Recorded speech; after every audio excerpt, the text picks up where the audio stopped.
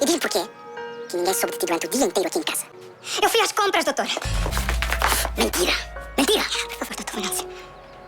Cada día, entre 4 y 5 mil personas ven nuestros videos, pero la gran mayoría se va sin suscribirse. Estamos a solo 100 suscriptores de llegar a la gran meta de los 1000. Si te suscribes ahora mismo, te prometo que subiré 2 episodios diarios para que no tengas que esperar. A ti no te cuesta nada, es solo un clic, pero a mí me das toda la motivación para seguir adelante. Suscríbete ya y disfruta del capítulo de hoy. ¿Y si la persona en la que más confías fuera la misma que firmó tu sentencia de muerte en prisión? Luis Miguel acaba de salvarse por milagro de una puñalada certera. Pero el verdadero peligro no viste uniforme de recluso. Se esconde detrás de un traje costoso y una sonrisa familiar. Hola amigos, soy Miguel. Hay momentos en los que la verdad no solo aclara las cosas, sino que destruye todo lo que creías construido sobre roca firme. El hospital donde Luis Miguel se recuperaba de su impactante ataque se convirtió en el epicentro de una nueva tormenta judicial.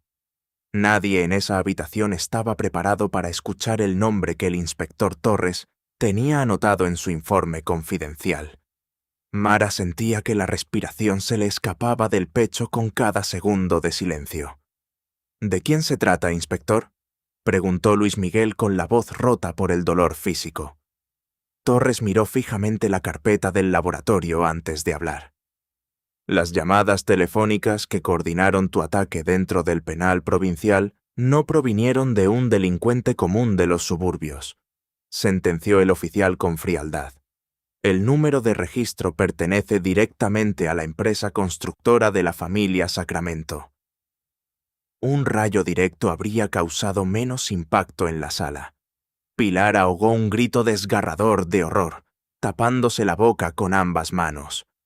«¡Eso es una maldita mentira de la policía!», gritó fuera de sí.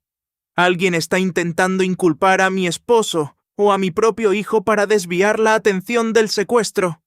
Pero las pruebas técnicas de los satélites no entienden de emociones de madre».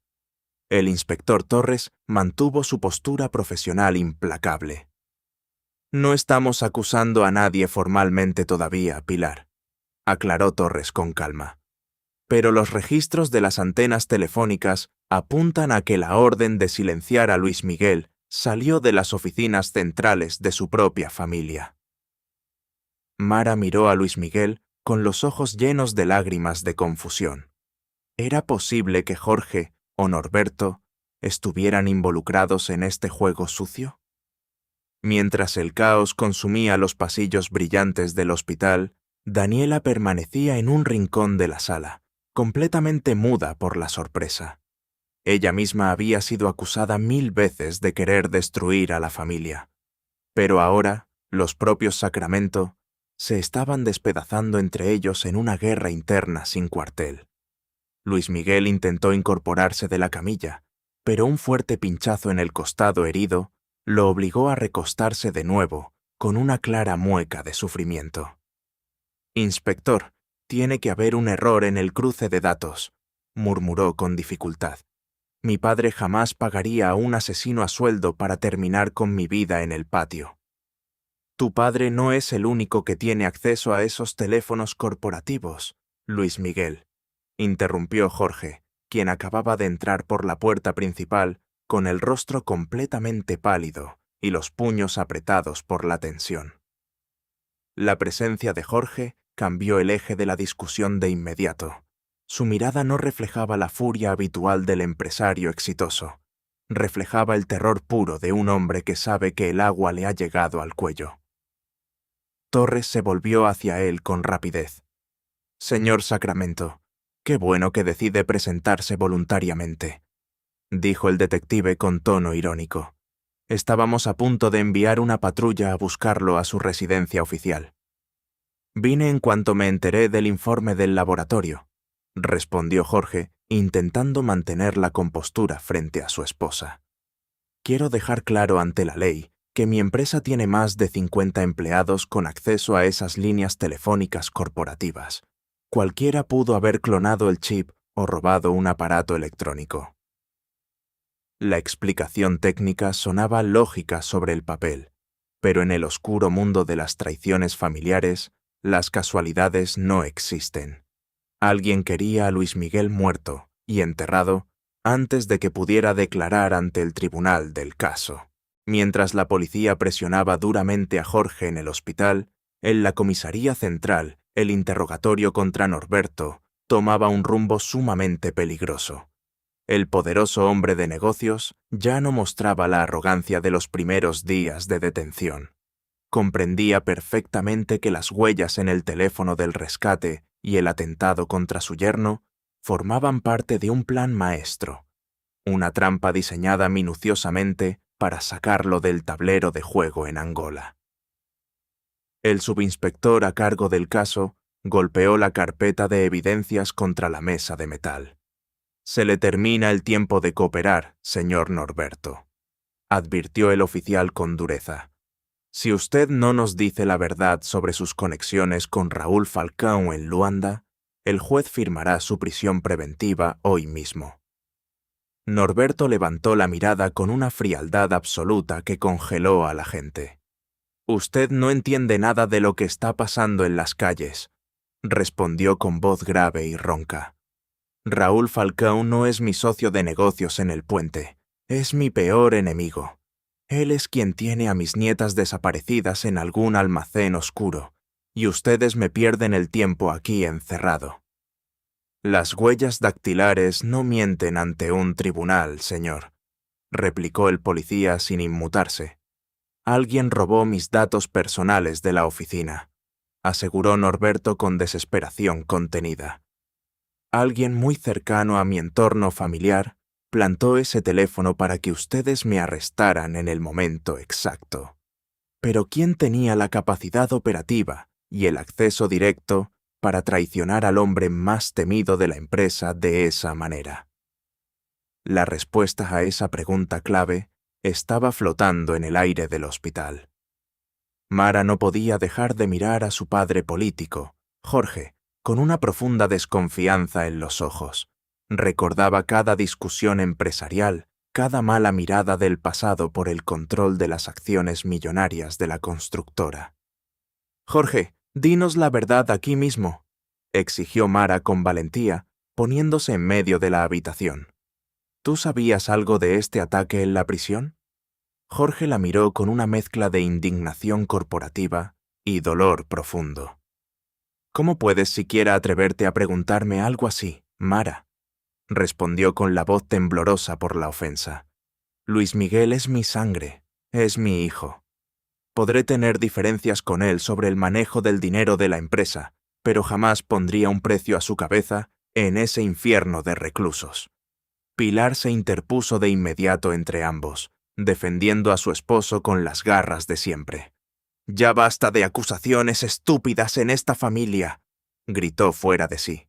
«La única culpable de que estemos viviendo esta maldita pesadilla es Daniela. Ella trajo la desgracia a esta casa desde el primer día que se acercó a mi hijo con sus mentiras». Daniela, al escuchar su nombre, no se quedó callada esta vez. Dio un paso al frente con el rostro encendido de rabia. «No te permito que me sigas culpando de tus propios demonios, Pilar», exclamó Daniela con lágrimas de impotencia. «Yo estoy aquí arriesgando mi propia vida por recuperar a Johanna, mientras ustedes solo se preocupan por defender sus malditas acciones del banco y sus contratos con el gobierno». La tensión en la habitación médica llegó a un punto de no retorno. Los gritos se escuchaban claramente desde el pasillo del hospital. El inspector Torres tuvo que intervenir físicamente, colocándose en medio de las dos mujeres antes de que la situación pasara a mayores. «Silencio las dos ahora mismo», ordenó Torres con autoridad policial. «Esto es un hospital, no un mercado de suburbio. Si no se calman de inmediato, los oficiales los desalojarán a todos por la fuerza del edificio». Luis Miguel cerró los ojos con fuerza en la camilla. El dolor de cabeza era insoportable. Sentía que su familia se estaba destruyendo en pedazos frente a él, y lo peor de todo era que las niñas seguían sin aparecer en ningún rincón del mapa. El verdadero criminal seguía libre, riéndose del caos general, mientras las acusaciones cruzadas destrozaban la paz del hospital de la ciudad. En un barrio residencial muy exclusivo, Antonio se encontraba reunido en secreto con su colaborador más cercano. La atmósfera dentro del despacho privado era de pura tensión conspirativa. Sobre el escritorio de madera fina había varios documentos financieros con el sello de confidencial de la policía de Angola. Las cosas se están saliendo de control mucho más rápido de lo que planeamos originalmente, Antonio, advirtió el hombre de confianza con evidente preocupación en su tono de voz. El atentado contra Luis Miguel en la prisión no estaba en nuestro guión original de negocios. Eso ha obligado al inspector Torres a investigar los teléfonos de la empresa constructora antes de tiempo. Antonio caminó lentamente hacia la ventana de vidrio, mirando la intensa lluvia caer sobre los jardines exteriores con total frialdad. El ataque a Luis Miguel fue un completo error de ejecución de los hombres de la cárcel, respondió Antonio sin volverse. El objetivo no era matarlo en el patio, solo era darle un susto mayúsculo para que aceptara la culpa del secuestro de las niñas ante el juez de la causa.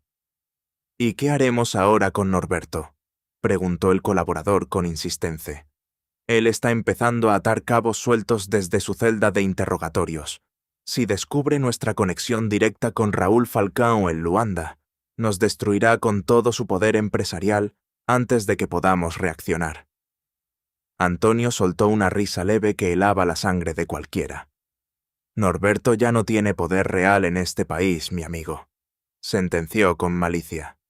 Para la opinión pública y para la policía, él es el principal sospechoso de ocultar a sus propias nietas por dinero del rescate. Sus huellas están en el teléfono y sus cuentas bancarias en Angola están congeladas por el gobierno. Está completamente acabado. Pero lo que Antonio ignoraba por completo en ese preciso instante era que la policía estaba a punto de recibir una llamada clave, una pista directa desde el penal que cambiaría el tablero de juego de forma drástica. En el hospital, el inspector Torres recibió una vibración en su teléfono celular privado. Al ver el número de la central de la prisión en la pantalla, se apartó del grupo de inmediato para contestar en voz baja en el pasillo oscuro. «Habla Torres, dígame rápido», contestó el detective con seriedad. «Inspector, tenemos una situación de emergencia médica aquí en el penal», informó la voz del alcaide al otro lado de la línea inalámbrica. «El recluso que apuñaló a Luis Miguel en el patio ha pedido hablar directamente con usted en la enfermería central». Torres frunció el ceño con fuerza, sintiendo la adrenalina correr por sus venas de inmediato. «¿Qué quiere ese delincuente ahora?», preguntó con prisa. «Dice que teme por su vida en este lugar, inspector», explicó el alcaide con tono grave. «Asegura que la persona que le pagó el dinero desde afuera para cometer el crimen lo ha traicionado, y que está dispuesto a confesar el nombre real de la mente maestra a cambio de protección estatal para su familia». Aquella era la mina de oro que Torres había estado buscando desesperadamente durante semanas de callejones sin salida. El eslabón perdido que conectaría el ataque en la celda con el secuestro de las niñas. «Mantenga a ese hombre bajo vigilancia extrema de 24 horas en la enfermería», ordenó Torres con firmeza policial. «No deje que nadie, absolutamente nadie, se le acerque hasta que yo llegue personalmente al penal en 20 minutos. El inspector cortó la comunicación de golpe y regresara a la habitación médica con paso apresurado, tomando su abrigo negro de la silla. «Tengo que retirarme de inmediato por un asunto urgente del caso», anunció Torres mirando fijamente a Jorge y a Norberto, quien acababa de ser trasladado bajo custodia al hospital para revisión médica. «Les recomiendo a todos que no se muevan de este edificio si no quieren empeorar su situación legal con el tribunal».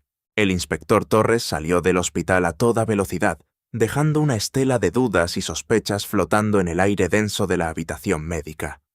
Mara se acercó lentamente a la camilla de Luis Miguel, tomándole la mano con fuerza, en un intento desesperado por encontrar algo de estabilidad en medio del caos total. «Tengo miedo, Luis Miguel», confesó en un susurro audible para él. «Siento que estamos caminando a ciegas por un campo minado y que el verdadero monstruo está sentado a nuestro lado en la mesa corporativa». Luis Miguel la miró con infinito dolor y ternura en los ojos. «Pase lo que pase con la investigación de Torres, Mara, tú y yo debemos mantenernos unidos por el bien de las niñas», respondió con voz entrecortada por el esfuerzo físico. «Si nos dividimos ahora por las sospechas de las empresas, el secuestrador habrá ganado la guerra definitiva sin disparar una sola bala». Mientras tanto, en la otra esquina del hospital, Jorge intentaba calmar los nervios destrozados de Pilar, quien no dejaba de temblar en el asiento. «Jorge, prométeme por lo más sagrado que nuestra familia saldrá limpia de esta inmundicia», suplicó la mujer con los ojos llorosos. «No podría soportar ver tu nombre o el de nuestro hijo en las portadas de los periódicos nacionales como criminales de baja estofa». «Te lo prometo, Pilar», respondió Jorge con tono severo, aunque por dentro sus propios pensamientos eran un torbellino de pánico financiero.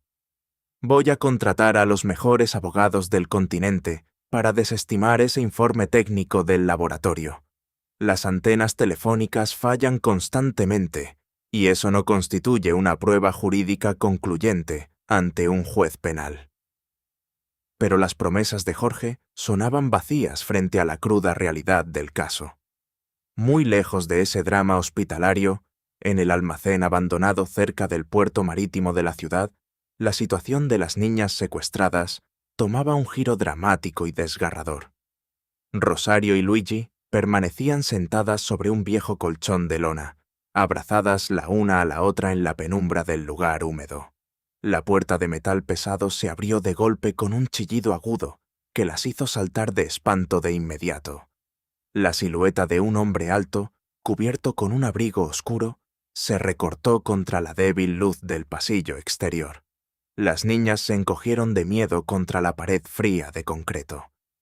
«¿Cuándo nos vas a dejar regresar con nuestra mamá Mara?», preguntó la pequeña Luigi, con la voz temblorosa por el llanto contenido de días.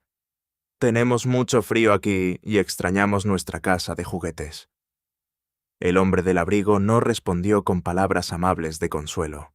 Se limitó a colocar un plato de comida plástica sobre una caja de madera vieja y los miró con ojos carentes de cualquier rastro de humanidad. «Su regreso a casa depende completamente de que sus abuelos dejen de ser tan orgullosos con sus negocios en Angola», sentenció el sujeto con voz distorsionada por una máscara. «Si ellos cooperan con las firmas de los contratos del puente esta noche, ustedes verán el sol mañana temprano. Si no lo hacen, este almacén será su hogar por mucho tiempo». El criminal cerró la puerta de metal con llave exterior de golpe, volviendo a sumergir a las menores en la oscuridad aterradora del cautiverio. El tiempo en el reloj avanzaba implacable hacia la fecha límite del rescate millonario. Mientras tanto, el inspector Torres conducía su patrulla a toda velocidad bajo la tormenta eléctrica, con las sirenas encendidas a toda potencia en la autopista principal. Su mente no dejaba de dar vueltas sobre la inminente confesión del recluso agresor en la enfermería del penal. «Si ese delincuente me da el nombre real del intermediario financiero de la constructora, tendré los elementos legales suficientes para arrestar a Jorge esta misma noche», pensaba Torres mientras apretaba el volante con fuerza. Pero el destino le tenía preparada una sorpresa macabra en el camino de la verdad. El inspector Torres llegó finalmente a las puertas pesadas de metal de la prisión provincial.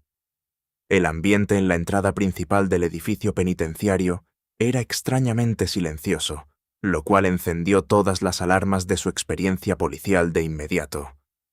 Al bajar de la patrulla con el arma reglamentaria en la mano, vio a varios funcionarios correr de un lado a otro con rostros desencajados por el pánico interno. «Inspector Torres, qué bueno que llegó», exclamó el jefe de seguridad del penal, saliendo a su encuentro en el patio de adoquines húmedos. «¿Dónde está el recluso agresor?», preguntó Torres con prisa evidente. «Lléveme de inmediato a la enfermería central antes de que ocurra otra desgracia en las celdas». El jefe de seguridad bajó la mirada al suelo con una profunda expresión de frustración legal. «Llegó demasiado tarde por 5 minutos, inspector», confesó el custodio con voz grave. «El recluso acaba de sufrir un paro cardíaco repentino en su camilla de la enfermería.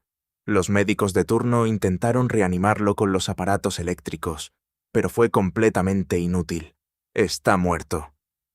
Torres sintió un golpe seco en el estómago, como si le hubieran quitado todo el aire de golpe. La rabia contenida lo hizo golpear con fuerza la pared de concreto del pasillo. «¡Maldita sea!», gritó fuera de sí. «¿Cómo es posible que un hombre joven muera de un paro cardíaco justo en el momento exacto en que iba a confesar la verdad del caso?» El médico forense sospecha de un envenenamiento químico silencioso a través del agua de la enfermería, explicó el jefe de seguridad en voz baja para no levantar sospechas entre los demás reclusos. Alguien dentro del personal de la cocina o de los guardias fue comprado con mucho dinero para silenciarlo para siempre antes de su llegada. La red de corrupción y el poder económico de la mente maestra detrás de este secuestro eran mucho más extensos y peligrosos de lo que Torres había calculado originalmente en sus informes confidenciales.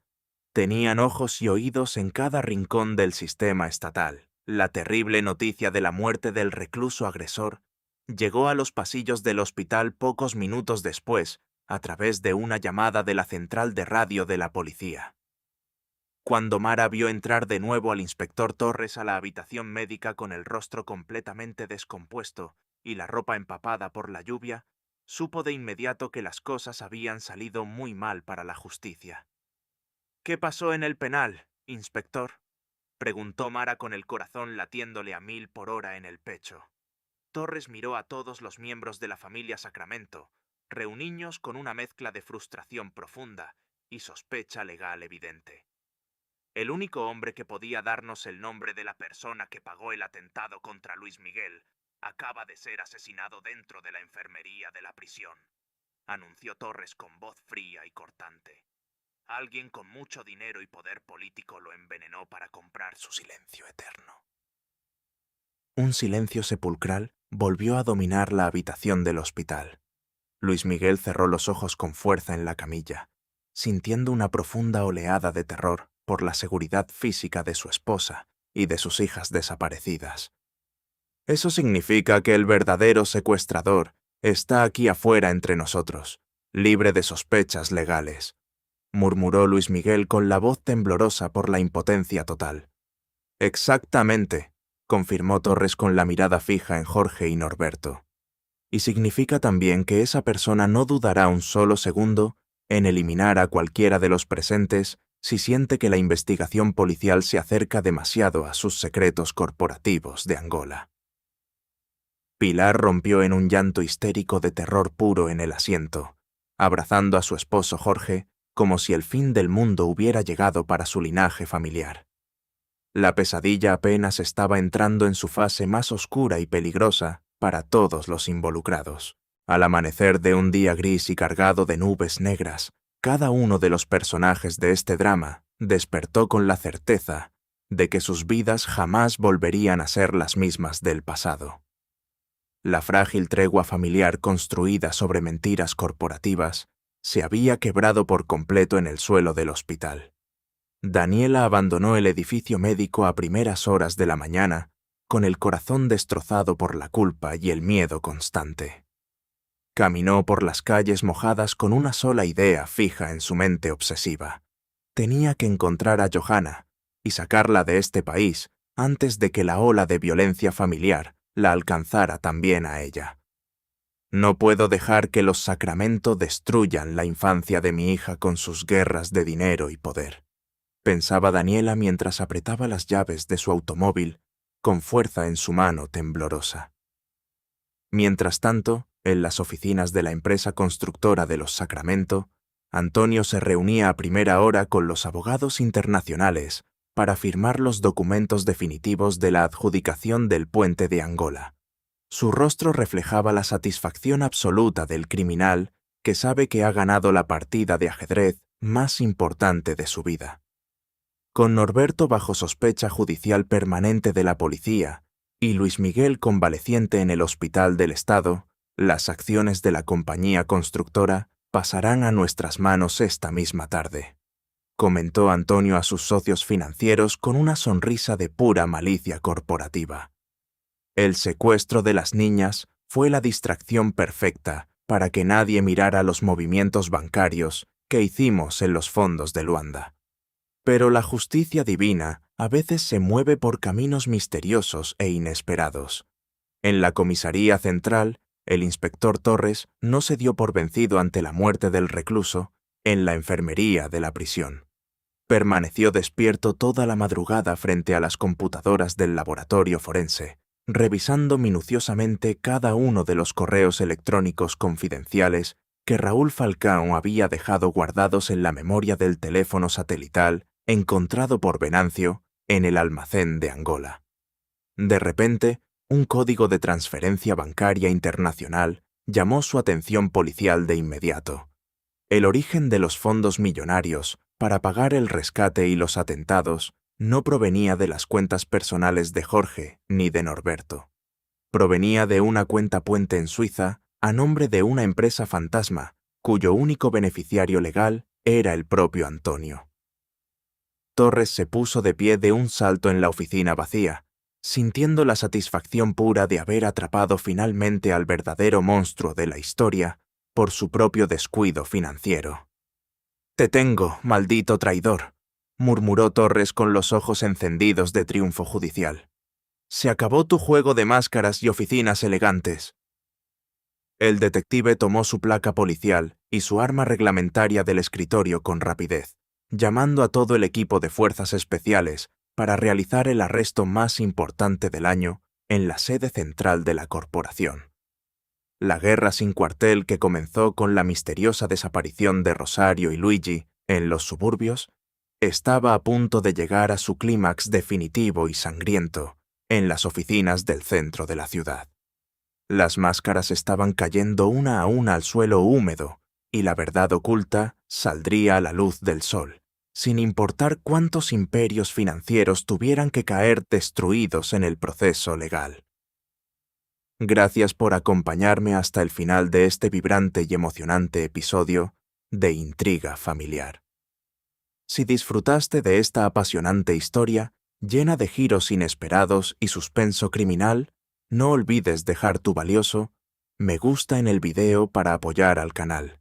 Suscríbete ahora mismo al canal si aún no lo has hecho y activa todas las notificaciones para no perderte por nada del mundo los próximos e impactantes capítulos de La única mujer.